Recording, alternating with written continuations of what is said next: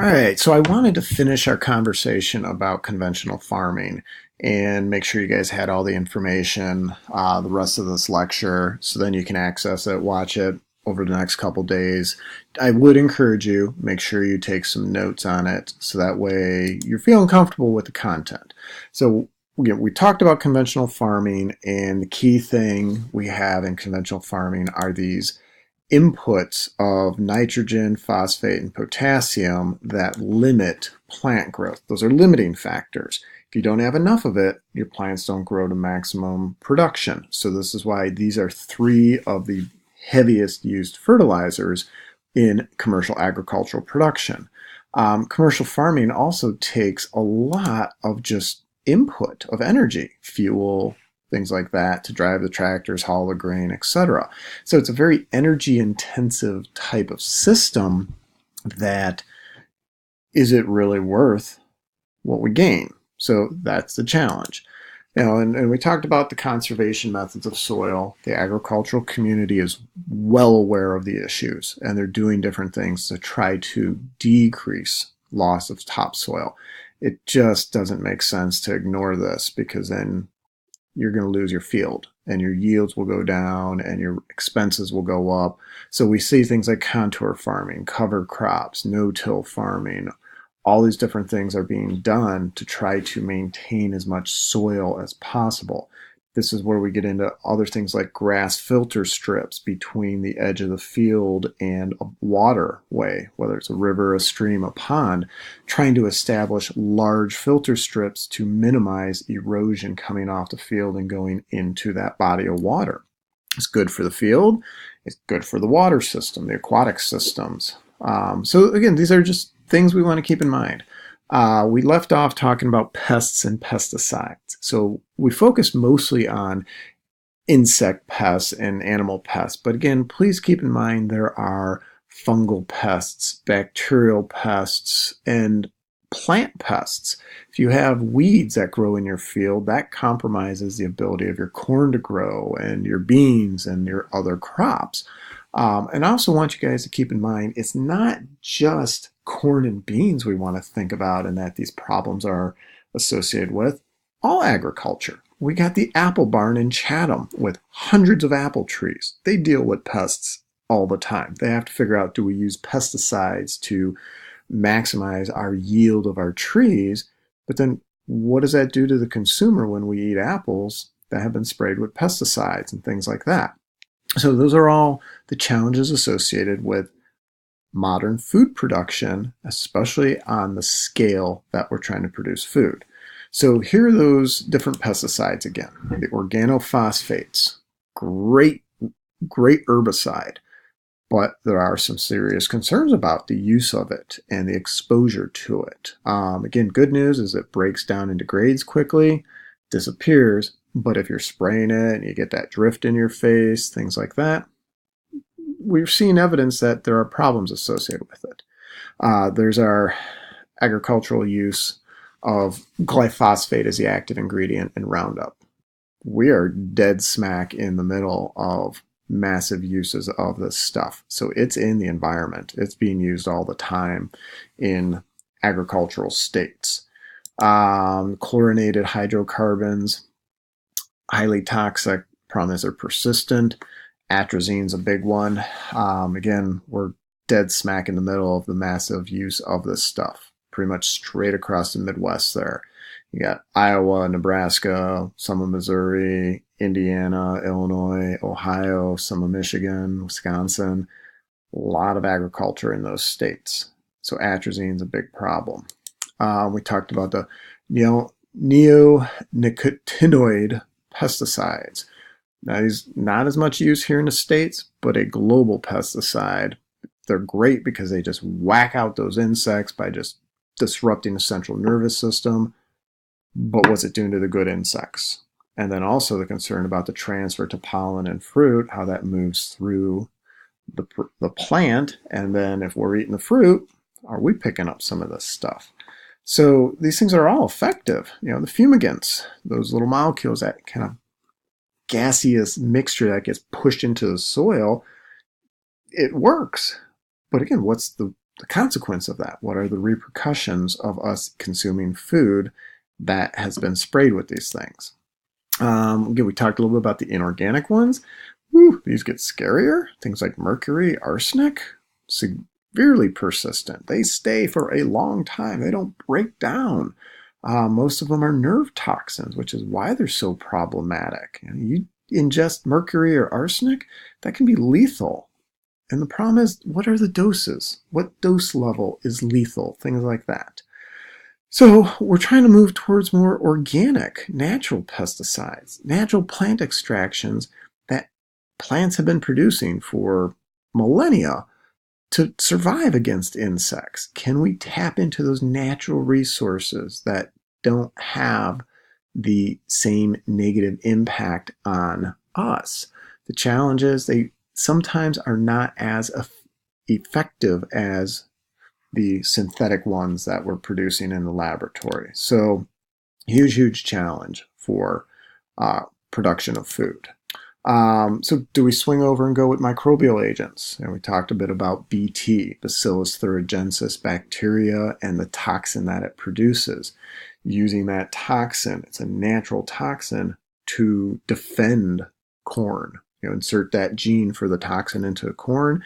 Is that the best route? Or biological controls, ladybugs and wasps that parasitize different pests. Do we encourage this? Do we want this to be happening? If we do, how do we grow those populations? Remember the idea about exponential growth. How do I get exponential growth of the ladybug population so they can eat all these darn aphids and get rid of that pest that is infecting my particular crop? Okay, so lots and lots of different challenges. Again, we also talked about environmental effects of pesticides, how sometimes a lot of times it hits the non-target species, kills off the good ones with the bad ones. And then we talked about pest resistance. Things are evolving resistance to the existing pesticides.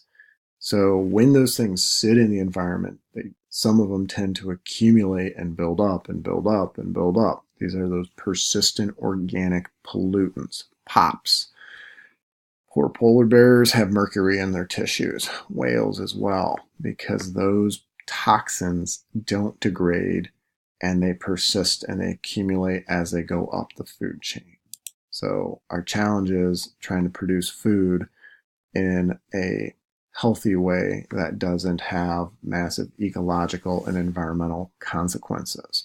So the Dirty Dozen, it's a sad, unfortunate list because a lot of these things are foods that most of us probably consume. Think about how many apples you eat in a year, or cherries, or peaches, or strawberries, or tomatoes, or potatoes, etc. I mean, it's unfortunate, but a lot of these things have high levels of pesticides in them because it takes a lot of pesticides to try to grow them. So, all right. So we left off with organic and trying to talk about sustainable agriculture, trying to be friendly to the environment, no hormones, synthetic fertilizers, etc. Let's do it as natural as possible. If the animal gets sick, then we use antibiotics. We don't use it to prevent, we use it to treat. So again, would you want to be on antibiotics daily? It's not healthy, it's not good for you, and it builds resistance faster. So this is a big movement that's occurring, it's growing. Do we tap into this? Do we encourage this and try to increase the amount of organic and sustainable agriculture? But there are challenges there. Can we grow enough food in this fashion to support the human population? So we have struggles with it though. When you're trying to go organic, how do you manage pests? How do you reduce the pests? So there's different ways to do it, but it takes a change to traditional agriculture. So crop rotation, let's put in different crops. That way, if you have a pest going after one crop and then all of a sudden you switch it out and there's a new crop there, the pest doesn't have a food source. So that's something that's showing a way, or is a way to decrease pests associated with crops. When you go monoculture, same crop across thousands and thousands of acres, your pests always have food and their population grows exponentially? Do we diversify the habitat, change it up, mix it up so it's not all the same? Again, that disrupts the pest's ability to maintain their population.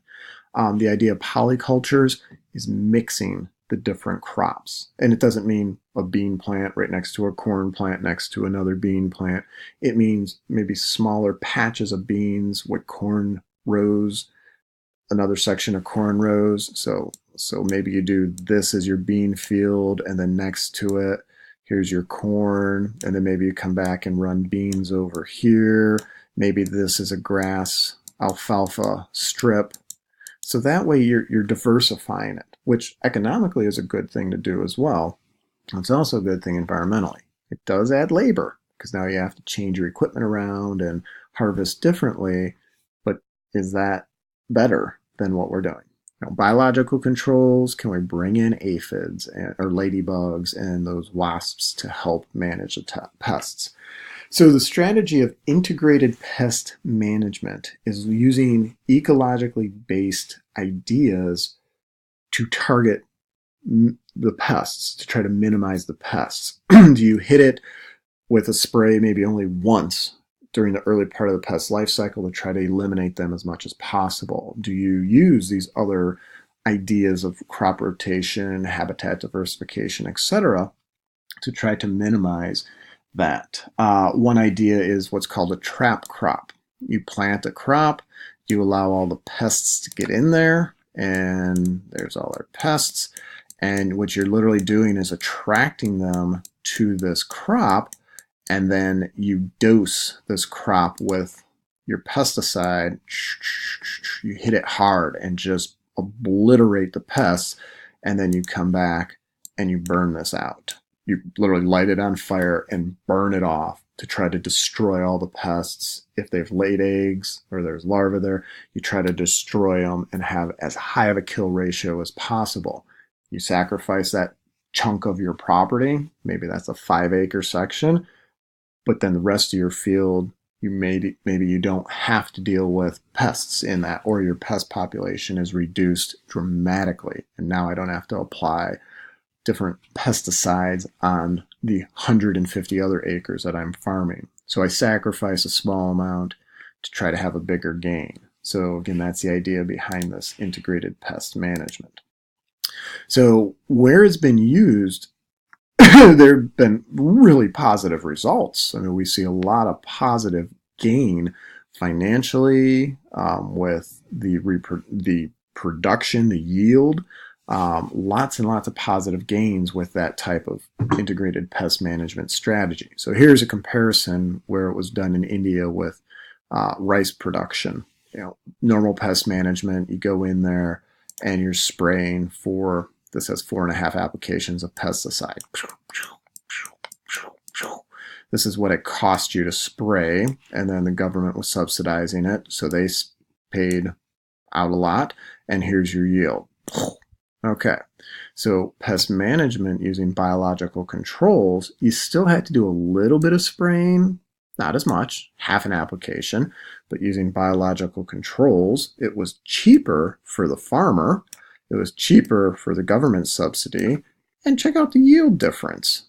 You actually had an increase of 1.5 metric tons.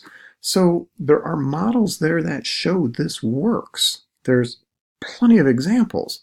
The challenge is changing culture, changing the practice that people are accustomed to. Well, I've always done it this way. My dad always did it this way. My grandfather did it this way. That's the challenging thing to do, is change the culture and change the mindset. It's not an easy thing. You have to be very tactful when you're trying to convince people, hey, this change could be a very beneficial change. And that's where I want you guys to continue to grow your skills in presenting all the different sides of the picture, helping people weigh it out. You got to address the financials as well as the non-financials and try to help people come to a good decision about what is good economically, but also what is good environmentally. What's good for the long-term picture of food production and agriculture. All right, so feel free, play this as many times as you need, take some notes, be comfortable with the content.